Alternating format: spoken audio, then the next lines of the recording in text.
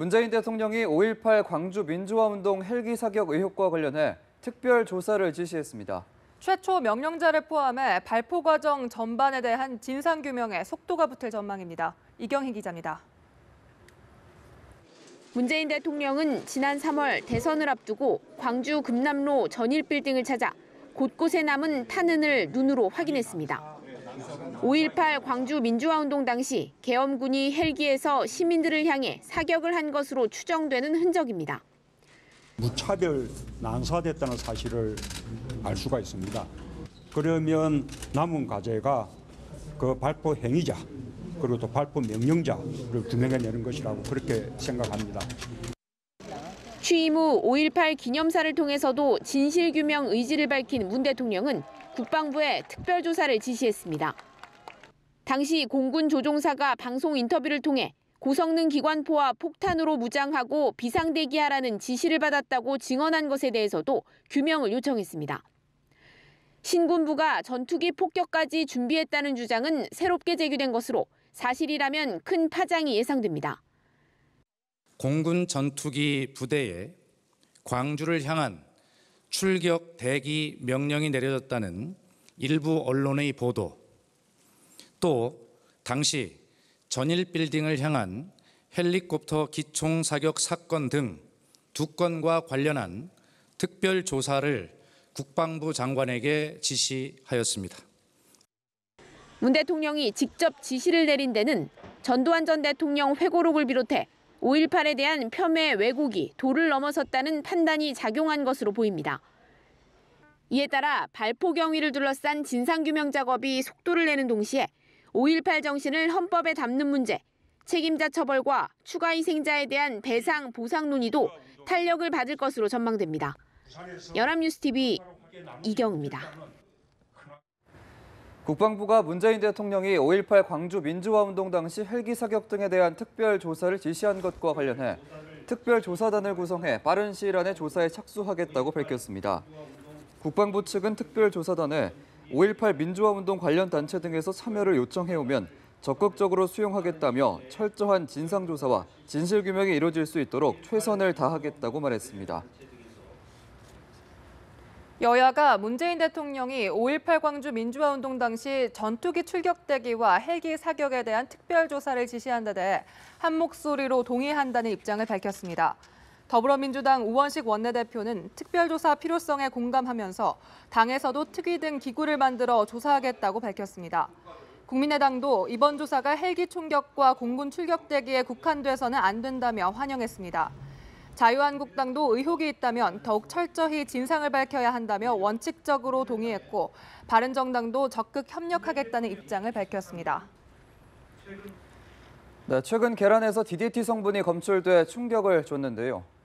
이번에는 알을 낳은 닭에서도 같은 성분이 검출돼 우려를 낳고 있습니다. 김용민 기자입니다.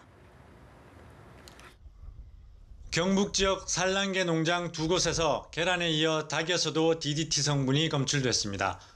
경상북도는 동물위생시험소가 지난 21일 디클로로디페닐 트라클로로에탄, 즉 DDT가 검출된 계란이 나온 경산의 박모 씨 농장과 영천의 이모 씨 농장에서 닭 12마리를 조사한 결과 같은 성분이 검출됐다고 밝혔습니다.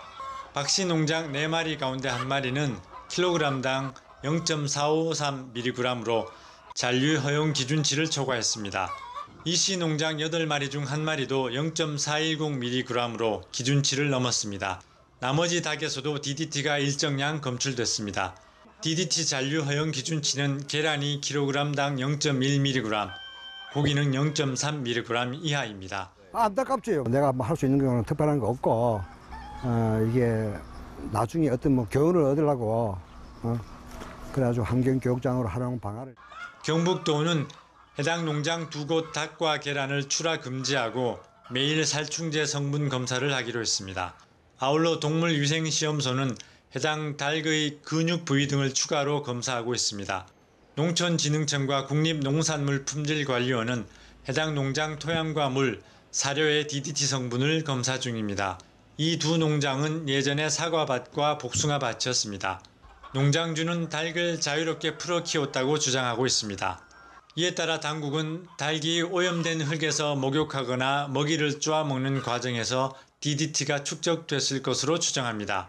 DDT는 국내에서는 살충제로 무분별하게 쓰이다가 1979년부터 시판이 금지됐습니다. 인체에 흡수되면 암은 물론 여러 이상 증세를 일으키는 맹독성 물질로 알려졌습니다. 축산당국은 예전에 DDT를 사용한 과수원에 닭을 풀어 키우면 닭이나 계란에서 DDT가 나올 개연성이 있다고 밝혀 비슷한 사례는 더 있을 것으로 보입니다. 연합뉴스 김용민입니다. 이처럼 계란에 이어 닭에서도 DDT 성분이 검출됨에 따라 정부는 전국 모든 산란계 농장에서 출하되는 닭고기에 대한 잔류물질 검사를 확대하기로 했습니다. 농림축산식품부는 국민 불안 해소를 위해 전국 모든 산란계 농장에서 출하하는 닭고기는 도축 시 DDT 등 농약 잔류물질 검사를 하겠다고 밝혔습니다.